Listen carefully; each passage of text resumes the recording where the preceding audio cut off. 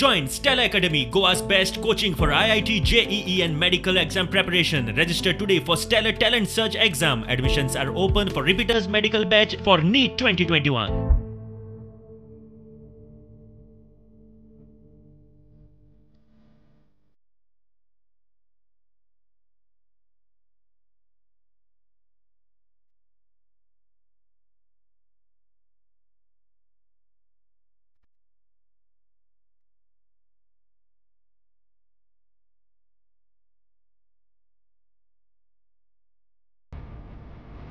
मार्च 24 से 27 का जो पीरियड था उसमें गोवा के ऊपर जो एक दिन का डेली मैक्सिमम टेम्परेचर जो है वो 2 से 3 डिग्री तक उसके नॉर्मल वैल्यू से ऊपर रहा। By around 21 of March itself IMD ने ये इंडिकेशन दिया था कि टेम्परेचर अभी बढ़ने वाला है, मैक्सिमम और मिनिमम टेम्परेचर। और 24 को ये फोरकास्ट दिया था कि 24 to 27 टेम्परेचर बढ़ता रहेगा, यानी कि हायर रहेगा, और 28 से वो थोड़ा सा कम होने का चांस।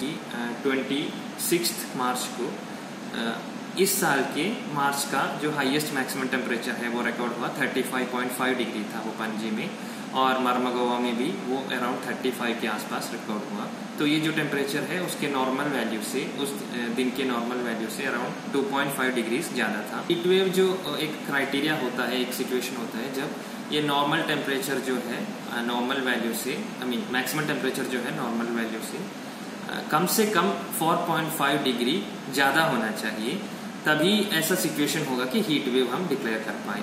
तभी इतना ज़्यादा टेम्परेचर रहेगा और ह्यूमिडिटी सब रहेगा, तो जो ऑलरेडी बीमार लोग हैं, नहीं तो बुजुर्ग लोग हैं, छोटे बच्चे, उनको ये टेम्परेचर के कारण डिफिकल्टीज हो सकते हैं।